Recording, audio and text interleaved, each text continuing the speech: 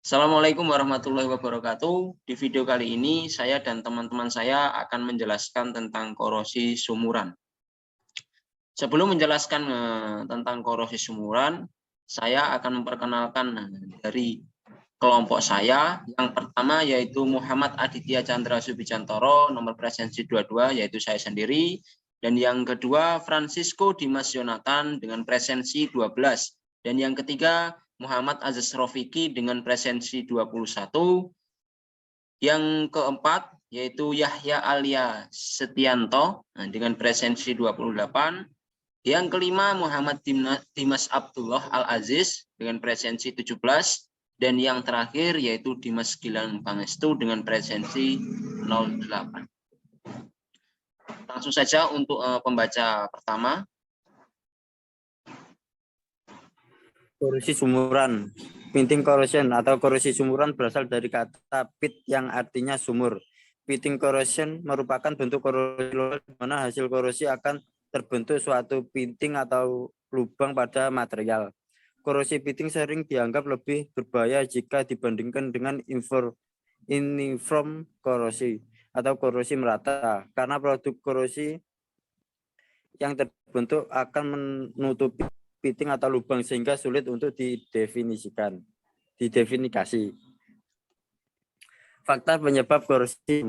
Korosi pitting terjadi pada lingkungan di mana terdapat ion C1 min, Br min, OH min, dan I. Ion-ion tersebut dapat menyebabkan logam terbentuk daerah pelepasan ion logam atau daerah anodik, dan pemulaan atau inisiasi pitting akan terjadi. Berikut adalah penyebab terjadinya inisiasi pitting. 1.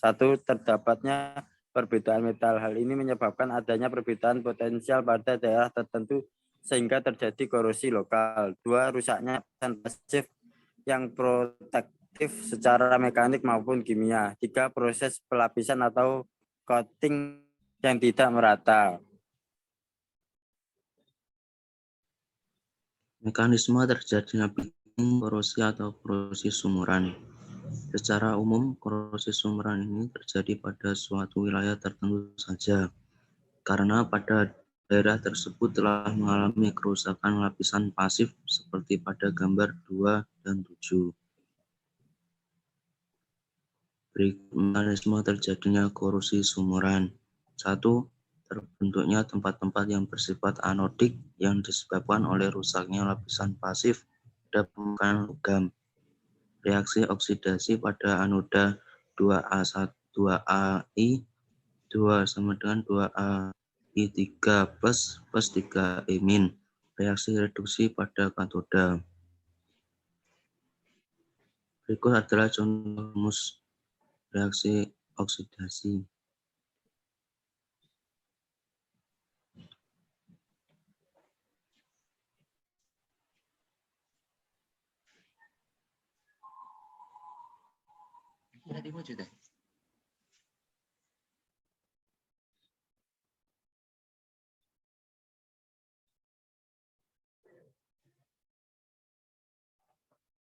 Dua, karena terjadinya proses pelarutan logam secara kontinu, ion-ion logam akan terakumulasi di daerah anoda, sehingga terbentuk rongga-rongga, dan untuk menstabilkan elektron, ion-ion klorida bermigrasi ke dalam rongga dan bereaksi dengan ion logam dan terjadi reaksi hidrolisis. 3. Dengan adanya ion H+ dan Cl- akan mencegah terjadinya repasivasi pada logam. Seiring dengan meningkatnya laju pelarutan logam pada daerah anodik akan mempercepat migrasi dari ion klorida, sehingga akan memperbanyak terbentuknya AlCl4-. Dan proses tersebut akan berjalan hingga logam tersebut terbentuk pitting, yaitu lubang. Contoh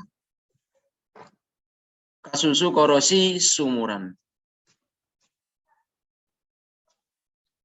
Logam yang bisa membentuk lapisan pasif seperti stainless steel dan aluminium merupakan logam yang paling rentan terserang korosi pitting.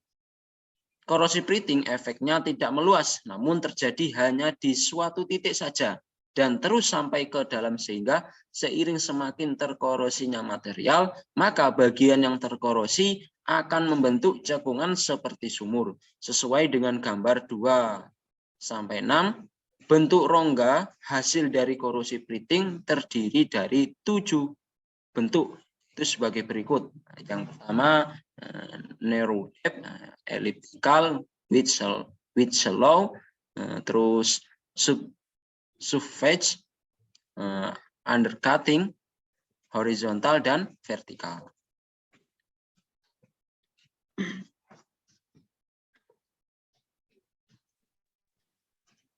Pencegahan atau penanggulangan korosi sumuran. 1. Melapisi logam dengan logam mulia seperti perak, emas, atau titanium.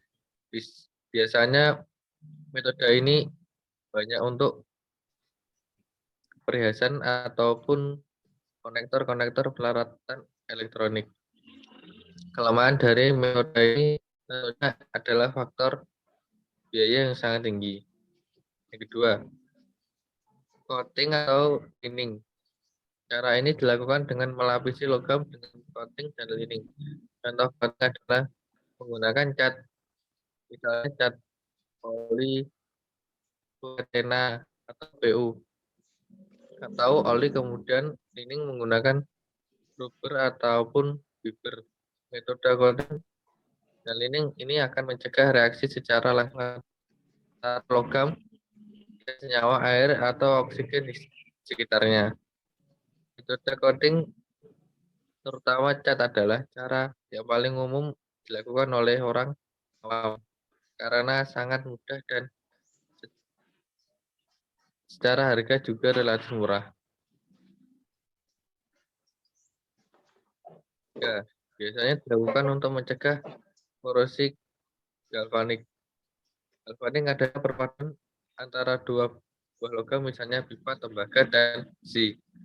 Di mana di antara tembaga dan besi tersebut dapat diberikan isolasi seperti plastik sehingga tidak saling bersentuhan secara langsung.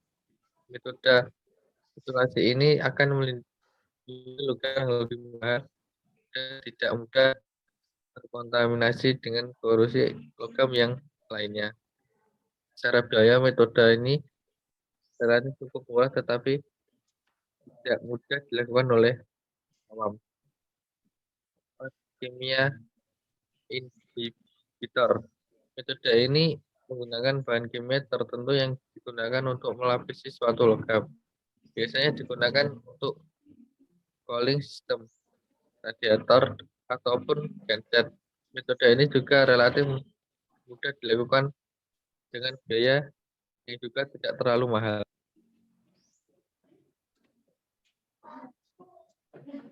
Yang kelima, proteksi katodik. Metode ini digunakan dalam logam galvanik, di mana suatu logam yang lebih bernilai atau lebih mahal dilindungi oleh logam lainnya. Metode ini tidak dilakukan oleh orang awam dan secara biaya juga tidak terlalu signifikan mahal karena logam yang dikorbankan untuk melindungi logam yang lebih bernilai biasanya adalah logam-logam yang lebih murah. 6. Selimut gas. Metode ini disebut juga dengan inert gases blanketing atau selimut gas. Caranya adalah memasukkan gas yang bersifat non-reaktif seperti nitrogen, helium, atau argon, sehingga oksigen yang ada akan terdorong oleh gas ini sehingga logam dengan oksigen dapat dihindari. Metode ini termasuk metode yang paling sulit dikendalikan dan juga memiliki resiko yang paling tinggi. 7. Volatile corrosion inhibitor atau VCI. VCI adalah sebuah metode yang relatif jarang digunakan tetapi sangat efektif untuk dilakukan untuk pencegahan korosi dengan metode penggunaan yang sangat sederhana dan biaya relatif kompetitif. VCI adalah sebuah zat kimia yang dikeluarkan secara perlahan kemudian menyelimuti permukaan suatu logam, sehingga logam tersebut terlindungi dari kontak langsung dengan air ataupun oksigen yang dapat menyebabkan korosi. Kelemahan dari metode VCI ini adalah harus dilakukan di area yang tertutup. Mungkin cukup sekian dan terima kasih penyampaian kelompok dari kami. Apabila awal hingga akhir ada kata-kata atau perkataan yang kurang berkenan di hati, saya mohon maaf yang sebesar-besarnya. Saya akhiri, wassalamualaikum warahmatullahi wabarakatuh.